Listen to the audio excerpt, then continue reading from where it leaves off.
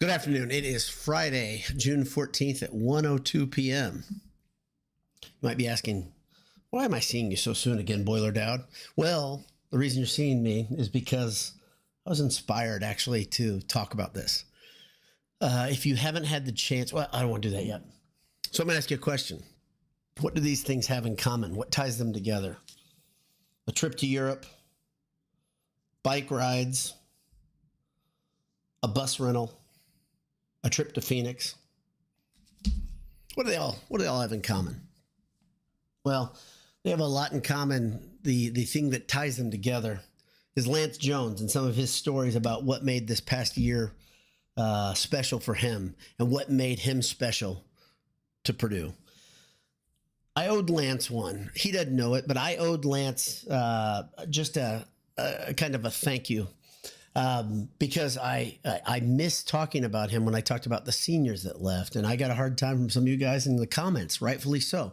It wasn't because I don't like Lance. Everybody knows, if you've come on here for a while, you know that I'm pretty fond of Lance Jones as a Purdue basketball player, and I think he's a pretty special person. But I wanted to do this because I listened to the Boiler Ball podcast, and I suggest you do the same if you haven't done it yet. There's a bunch of really good interviews. I'm kind of going through them in an order that I feel like going through them, and I'm probably going to react to more soon. But especially in the summer when there's not a lot of content, this podcast has been pretty great. I wish there was an equivalent for football. I don't think there is. If there is one, tell me in the comments because I'm eating this stuff up. By the way, this is the element of relatability that I think the NIL era is going to lose the further along we get. I said this a little bit ago. The NIL era is in danger of hurting college basketball and the relatability of the players as just people because they're not there very long. Ironically, we got to know Lance Jones really quickly as Purdue fans, and the Purdue team got to know him very well because of who he is and his personality and some excellent timing and some really, really poor timing. And so let me review some of the events. First off, Lance went to Southern Illinois.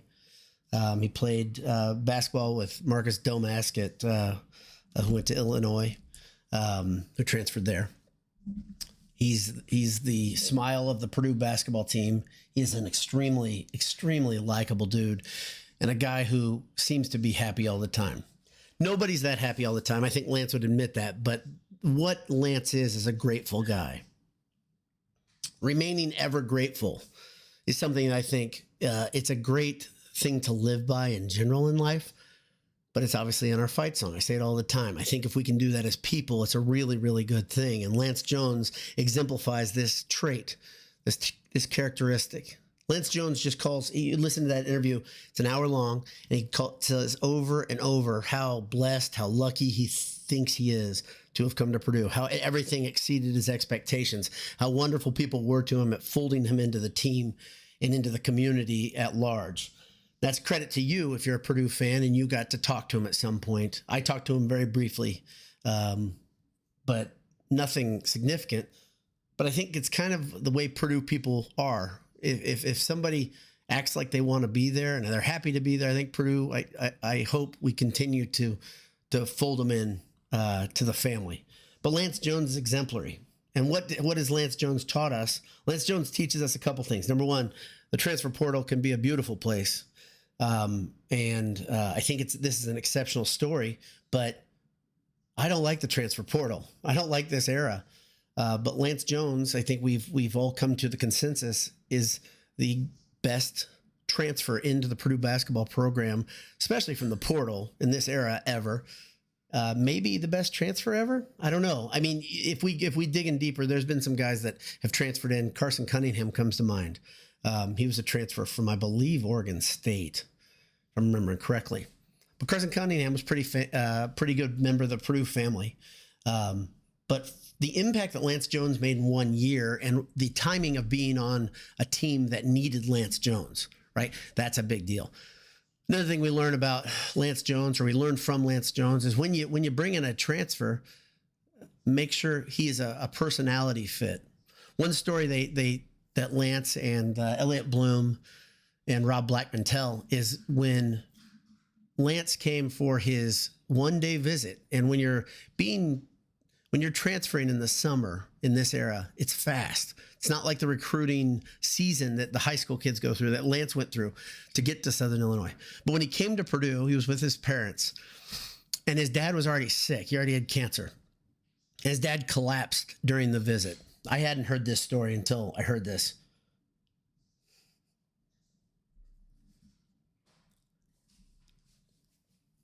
And the way when his dad collapsed, the Purdue team and the coaches rallied around him.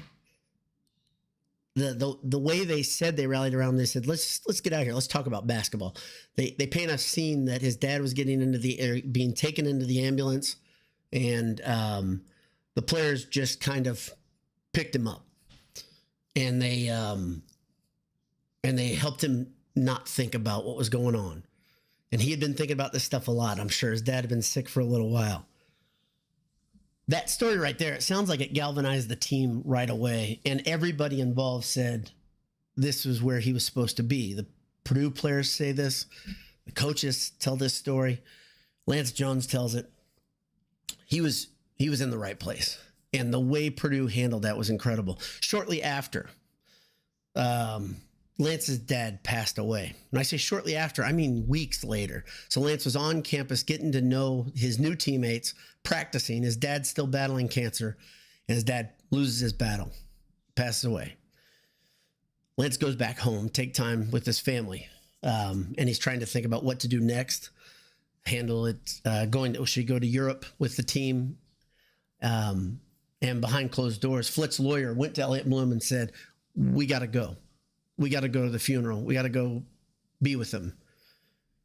That in itself is a pretty responsible thing and a pretty incredible thing. The idea that a lot of people have of what Fletch's lawyer is, including me, is that he's a guy that he's kind of, he doesn't, I mean, I know he's a kid in a lot of ways, but he kind of doesn't act like, he doesn't, his outward appearance, I'm trying to say this as positively as I can. His outward appearance to me is not of a guy who would be emotionally attached to somebody that quickly. And it was his idea. We got to go to the funeral. And Elliott Bloom had already arranged to rent, or I'm sure they just borrowed, they reserved a Purdue van, a Purdue bus, probably one of those big buses, to take to Lance Jones's father's funeral, and the team went. And if you've heard that I'd heard that story before. They went to the funeral. I thought that was remarkable in itself. But the fact that you had one of the captains, one of the starters. I mean, I don't know. Lawyer's only a sophomore, but the leadership displayed there is pretty big to me, and the fact that everybody's like, yeah, we're in. So that's the next part. Then the part after that is he still decided to go to Europe. And he played with these guys that he didn't know very well. And they said they all started to bond over different things. And we all know how the rest went. The coaches said, I think this guy's a starter. And he ends up starting for Purdue the entire season, every game. And when I saw him play, and with people outside of the Purdue family saw him play initially, you're like, okay, he's a good defender and he's a good guy. But man, he takes a lot of shots, right? But quickly we started to figure out there's more here than just missing shots. He's important on the court. He brings a lot that nobody else on this roster did. And it built from there. The team was obviously pretty special. And Lance talks about one of the things he loved about being at Purdue was being in Mackey Arena in the pre-con, and how much I can remember him making these remarks after a game. He had never been in an environment like that. And it was pre-con. I think every Purdue fan said, oh boy, man, he's in for a treat, right? Because Mackey just gets better during the regular season down the stretch, how much of a special place it is. And in that place, and Lance there was an excellent connection, an excellent fit. Purdue, of course, won the Big Ten title, went on the NCAA tournament run, goes to the national championship in Phoenix. Lance tells the story, another story in that podcast of how the most nervous two things. I thought one was interesting. He was very nervous before the Grambling game. He called himself a bucket magnet defensively during that game, which was hilarious. And he said he played terrible the whole game. Elliot Bloom tries to counter him, says, you played badly, and Blackman say, I think you played badly for one half. He says, no, I was awful all game. And he said the next game, he and Coach Brantley got together and they focused on what they needed to do against Utah State to really shut down that guard, and they did a great job. It was one of the key parts of that game plan working so well and completely demoralizing Utah State and leaving no doubt. Purdue goes through the tournament. They get to Phoenix, and Lance says the most nervous he felt of the entire tournament was before the first practice, the shoot-around in Phoenix. He said he didn't feel like that before the NC State game. He didn't feel like that before the UConn game. But before that practice, he said it all became really real. The size of the stadium, the fact that there were so many Purdue fans there just for a shoot-around, just for a practice. And obviously, Purdue came up a little bit short in the championship. But a couple things. Number one, every time I hear stories like this and people talk about Purdue going to the championship, I still got to pinch myself. I've said this over and over, and it's still weird. I ask you, if I could put you in a time machine, you could go back 5 years and soberly go back 5 years before Edie came on campus. And I would have told you, Purdue's going to have a 2-time National Player of the Year in the very near future. And this guy's going to dominate in a way we haven't seen in decades. He's going to become, if not the best Purdue player ever, arguably one of the best Purdue players ever. And Purdue's going to be led by him to the national title. And they're going to have this other guy on the team, Lance Jones, who becomes this straw that stirs the drink, if you will, on this team. A transfer that comes in out of nowhere and just provides a lift. You would have said, well, okay, some of that stuff might happen. Maybe Purdue will get a player of the year. Maybe. You wouldn't have said it was Zach Edey. You sure as hell wouldn't have said it as you knew Zach as a recruit coming in. Maybe there was another guy on the team you thought, maybe Jaden Ivey would have been that. But Jaden Ivey also was pretty, he didn't have that sort of hype around him. But if you could say, you go back 5 years, man, how drastically things have changed. Now, how quickly the story, the narratives have all changed. So what did we learn from Lance? One thing you learn is when you have the right guy in the right place at the right time, great things happen. Lance Jones was that for Purdue. Hope he gets a place to land in the NBA. If he doesn't, if he never plays another minute of organized basketball again, or if he only plays church league, or if he whatever. By the way, I played against Robbie Agers. I've told this story before. So some of these guys do land in church league. I had to play Robbie Agers at Grace Community Church League. Let me tell you, that's an absurd thing. Having a 6'2" ex-Big Ten or 6'10" ex-Big Ten starting center playing against your church league team when the tallest guy on your team is 6'4" is a very unpleasant experience.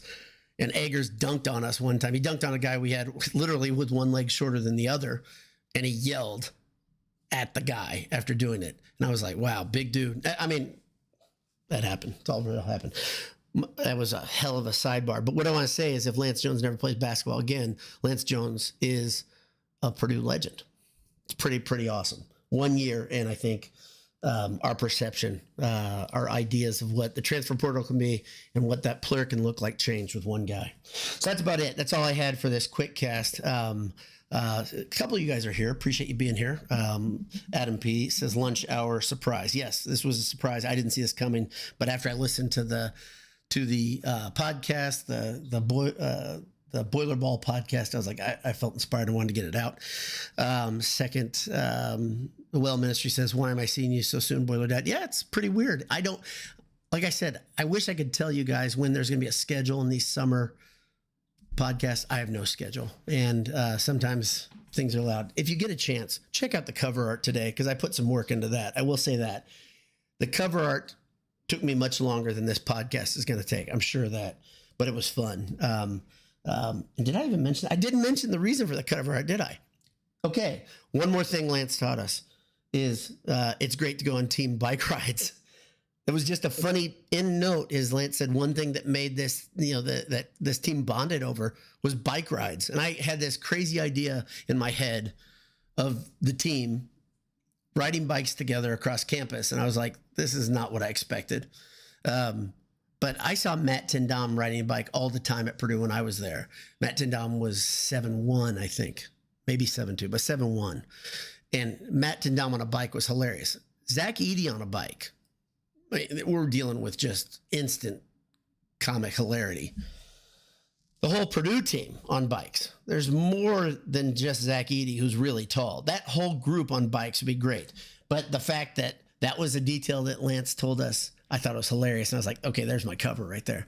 So yeah, that Photoshop job took a little bit of time. So if you want to, it's something I had fun with it. So hopefully you like it too. Adam P says Lance's case is interesting in that it highlights how recruiting rankings are something that doesn't tell the whole story of a player. Painter seems to do a good job of seeing the player behind the rankings. And yes, there's more to that though too. And that podcast tells you that it wasn't just that Painter saw a lot of talent here. It was the people around Jones told the story, and Painter had, I think, 3 or 4 people that knew Jones well that helped kind of vouch for his character. That word of mouth, by the way, boys and girls, this is something we can all learn from. Again, is listen to your friends when they tell you about somebody, whether it's for a job or just some character witness. This stuff really matters. That personal touch matters, depending on how well you know that person. In this case, it really mattered a lot. And Lance said he didn't look at any place else after he visited Purdue and talked to him. He said, this is where I'm going. He told his dad, I'm going to go to Purdue. Brian T says, midday boiled sports surprise. Great to see you be down. Same to you, Brian. Thanks for being here. Nita Being Versed says, I tear up when I think about Lance Jones. Thanks for the episode. Yeah, I'm sorry I tear up obviously about this story because of his dad. I was trying to tell this story to my son after I listened to the podcast, and I couldn't control it. And I said, I should be okay now that I've told it, that I won't get choked up, but I did multiple times now. So, I have a vast amount of respect for those Purdue players, those young men who acted like grown-ass men and stepped up for somebody they barely knew. It's incredible. So yeah, and Lance went through the ringer too. Obviously that matters. I mean, losing your dad at a young age, that's horrible. But and he was close to his dad. But yeah, I agree. Brian T says Lance accepted his role, had a great attitude. I'm convinced that his attitude is what led to his and their success together. I agree. His attitude contributed just as much as his talent. His attitude contributed more than his talent, I would argue. And as a tryhard myself, a guy who was never athletic, never all that talented, I hope that's true, right? It's a great story. It's a great testament, though, to bringing the right attitude every day to work, right? What it can do for you. Kevin in Albuquerque says, Lance's story is yet another part of the description of what makes Boiler and what Paint sees in putting a team together, and not just on, but off the floor. Yeah, that off-court chemistry. I've mentioned it a lot the last week, 2 weeks to you guys in these podcasts, but boy, I hope the next teams learn that, right? One thing Jones talked about is he said, I had to work because Edey was working so hard. There's so much takeaway from this podcast. I'm not even getting to all of it. There's so many things that are good, and it's so high octane. There's so much good stuff, and I gotta suggest again, go listen to it if you haven't. Adam Gopfrick, let's go with that. I'm sorry about butchering your name. Says, everything you're discussing with the LJ situation shows levels of individuals within the Purdue program. The average fan chasing transfers doesn't understand the level of team culture it takes. Continues to say, to get to a championship, let alone establish a championship level program. Yeah, the chemistry, the culture, it all works here. I don't know how long this works. I've lamented that before because this era is so rapidly changing what is how to build a successful program. But we had this one at very minimum.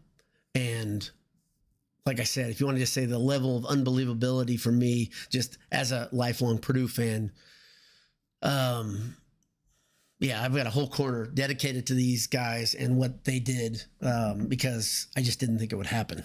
So I became even more skeptical, right, as I got a little bit older. So it's awesome story. And good for Painter for sticking with it and sticking to his guns. Brian D says, I just lost my dad.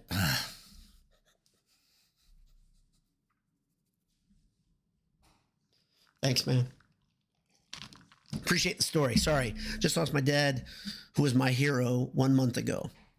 I can confirm that support from friends or teammates in Lance's case is crucial to healing. Yeah, it's a punch in the gut, I'm sure, for you, Brian. I'm sorry you had to go through it. Everybody that I behind closed doors, I'll talk about death to my family in a lighter manner, because we're none of us are going to be taken up like Elijah.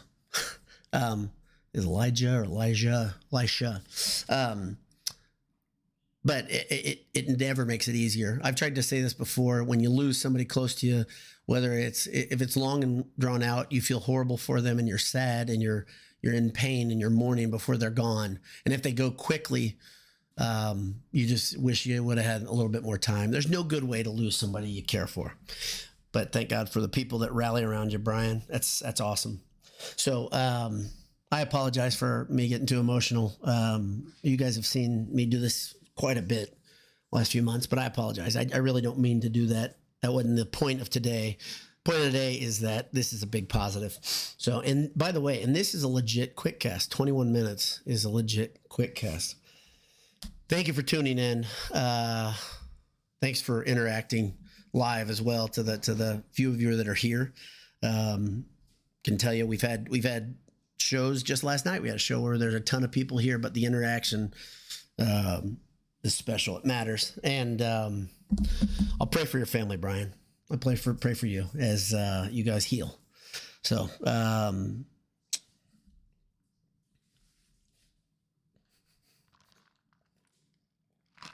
you're welcome, guys. So said thanks. Sorry.